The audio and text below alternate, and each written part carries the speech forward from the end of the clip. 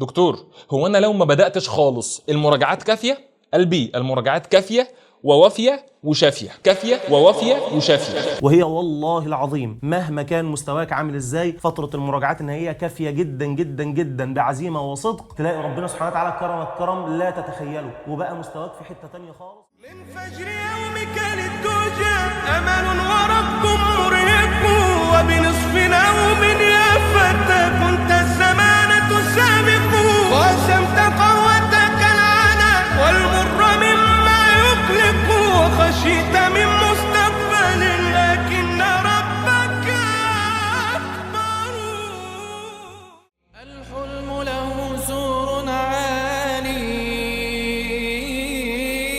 لا يعلو. بس انت بطل تسال، ابدا دلوقتي. هتلحق ان شاء الله، هتلحق. بس انت ابدا. والله يا دكتور مش حاسس انك كويس، مش مهم تحس انك كويس، المهم تجتهد وتعمل اللي عليك عشان باذن الله تعالى ربنا يكرمك بتعبك ومجهودك واجتهادك في الفتره اللي جايه. ويا جماعه الخير دايما مهم جدا يكون ختامها يا اولاد مسك، عشان باذن الله تعالى لما توصل لاخر السنه تبقى انت عملت كل اللي عليك، ما يبقاش ناقصك اي حاجه، عشان مهما تكون النتيجه ما تندمش ابدا ابدا ابدا على اي حاجه فاتت. ونسال الله سبحانه وتعالى ان يدينا القوه ان احنا نقدم علم ينتفع به، وان انت تاخذ هذا العلم بقوه وتاخذ الكتاب بقوه وتفهمه وتهضمه هضم جيد تستفيد منه ان شاء الله. وافتكروا دايما الجمله اللي انا بقولها لكم: كن محسنا فيما بقي فلربما تجزى عن الاحسان بالاحسان، وان الخيل اذا شارفت على نهايه المضمار بذلت قصارى جهدها لتفوز بالسباق، فلا تكن الخيل افطن منك واذكى منك. خليك ذكي واستغل الفتره الاخيره، وهي والله العظيم مهما كان مستواك عامل ازاي، فتره المراجعات ان هي كافيه جدا جدا جدا بعزيمه وصدق، تلاقي ربنا سبحانه وتعالى كرمك كرم لا تتخيله، وبقى مستواك في حته تانيه خالص. وتجيب عارفين بقى الحاجات الكليشيهات اللي هي بتاعت بدات في شهر 4 وجبت مش عارف 99%، الحاجات دي هي كليشيهات بس بتحصل.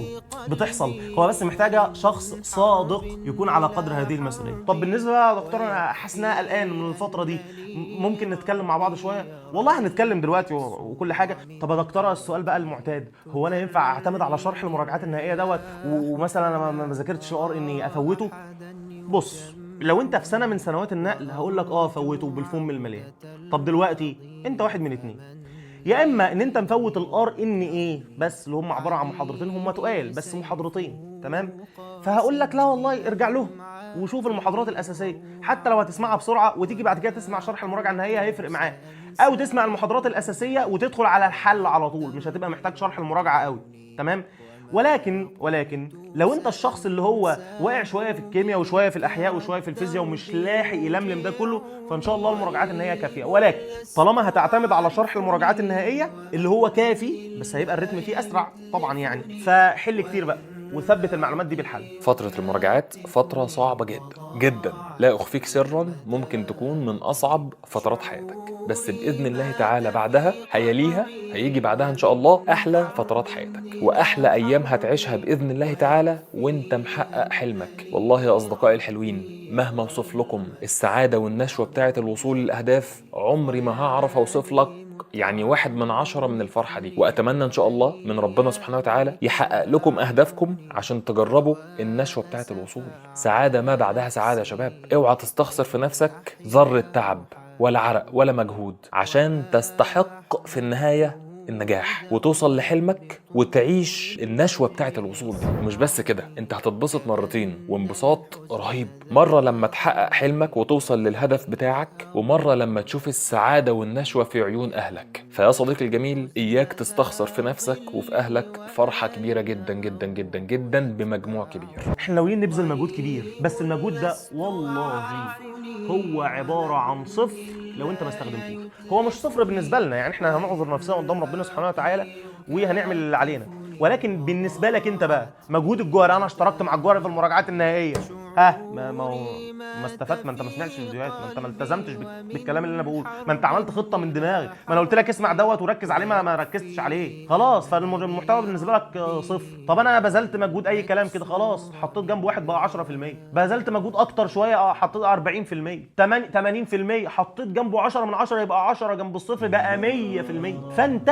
اللي بتظهر مجهود المدرس. انا شايف كده وده المنطقي. يعني مجهود الطالب اهم ولا مجهود المدرس؟ الاثنين، بس الطالب اهم قولا واحدا يا جماعه. دوت لا يعفي المدرس من مسؤوليته، ولكن المدرس لو عمل مجهوده والطالب مش مركز يعمل ايه يعني؟ لو المدرس عمل مجهود وحل كتير وعمل والطالب ما ذاكرش وما حلش، فاهمني؟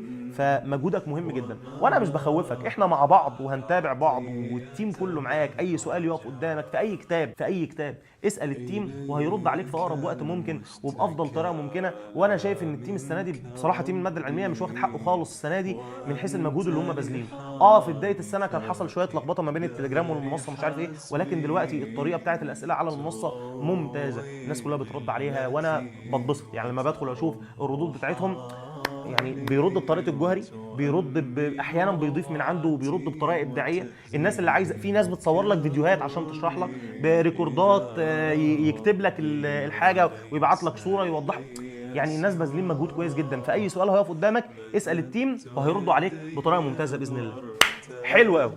فنتمنى نكون بنساعد ولو بجزء بسيط. انا عارف الثانويه العامه مجهده لكثير من اولياء الامور، ربنا يعينهم ويا رب تكونوا يعني المجهود بتاعكم يرضيهم وتكونوا استنفدتوا وسعكم فعلا قدام ربنا سبحانه وتعالى وقدام اهلكم، عشان يوم النتيجه باذن الله تفرحوا بقدر، تفرحوا بحق.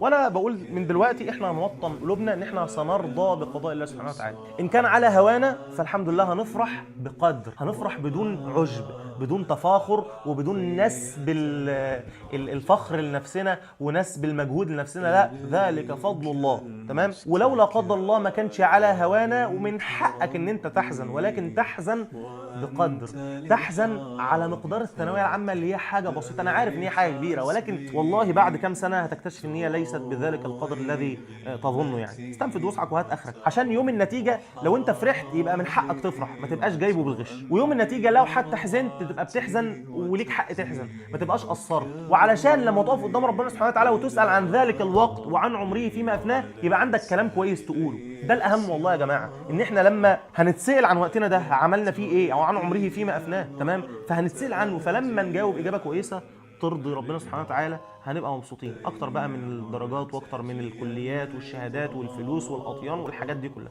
ربنا يوفقكم ويا رب اسمع عنكم كل خير، ويا رب يعيننا.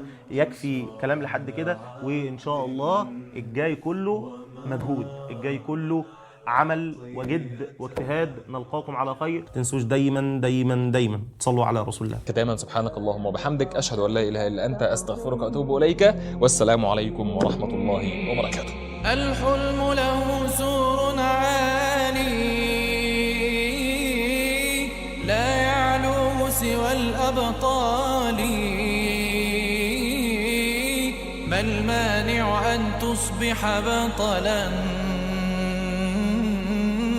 في لعبة رفع الآمال، في لعبة رفع الآمال.